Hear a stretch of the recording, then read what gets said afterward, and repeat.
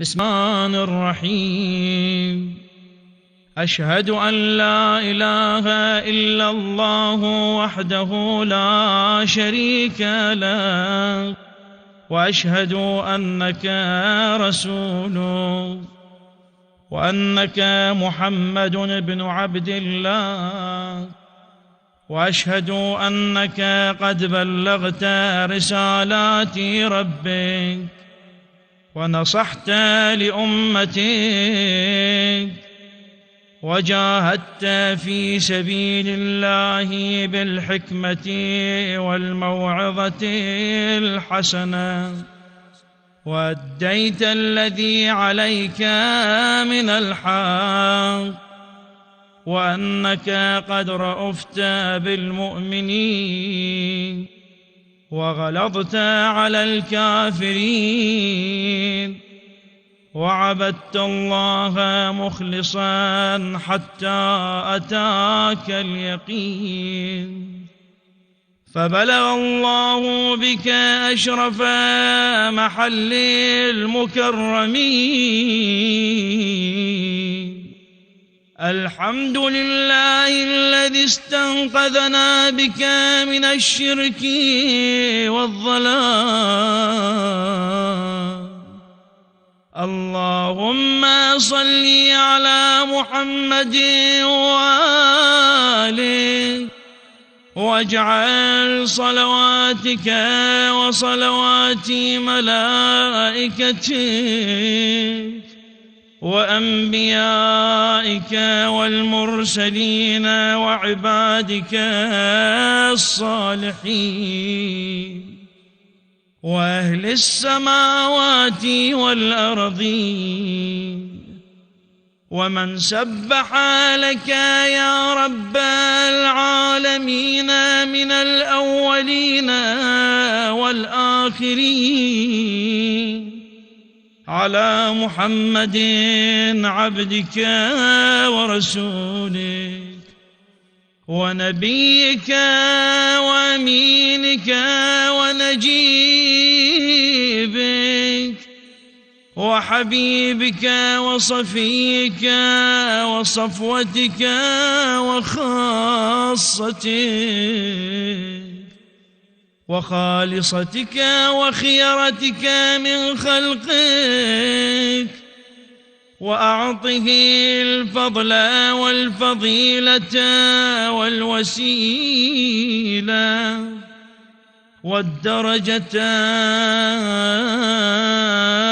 الرفيعة، وابعثه مقاما محمودا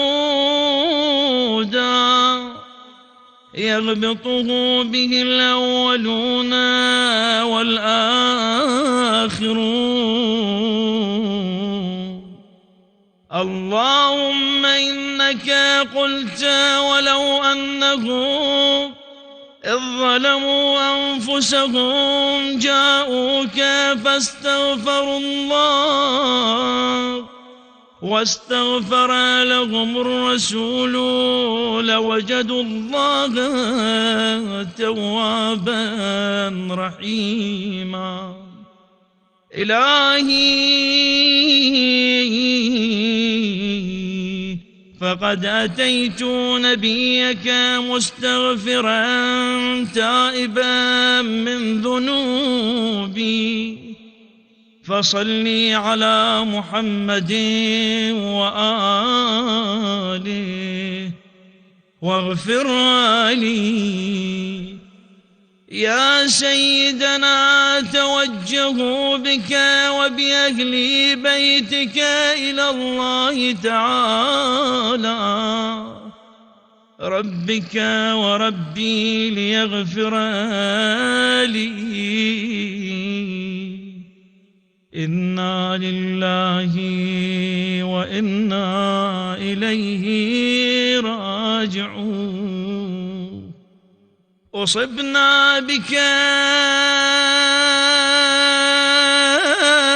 يا حبيب قلوبنا،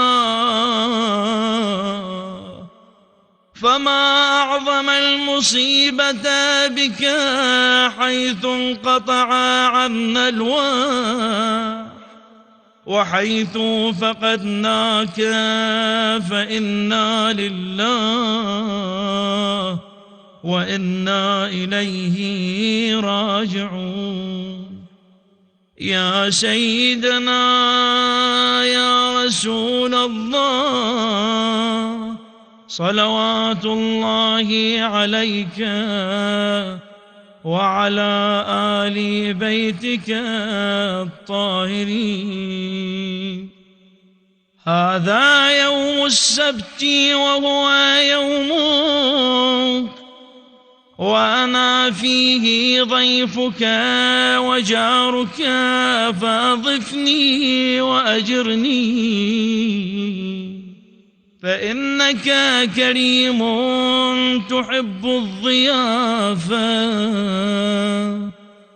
ومأمور بالإجارة فأضفني وأحسن ضيافتي وأجرنا وأحسن إجارتنا بمنزلة الله عندك وعند آل بيتك وبمنزلتهم عندك وبما استودعكم من علمي فإنه أكرم الأكرمين. السلام عليك يا رسول الله ورحمة الله وبركاته. السلام عليك يا محمد بن عبد الله. السلام عليك يا خيرة الله. السلام عليك يا حبيب الله. السلام عليك يا صفوة الله. السلام عليك يا أمين الله.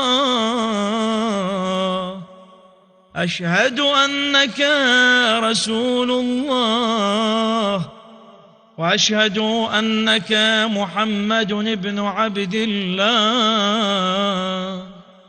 وأشهد أنك قد نصحت لأمتك وجاهدت في سبيل ربك وعبدته حتى أتاك اليقين.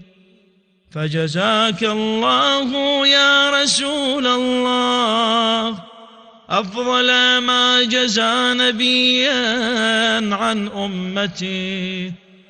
اللهم صل على محمد وآل محمد أفضل ما صليت على إبراهيم وآل إبراهيم إنك حميد مجيد.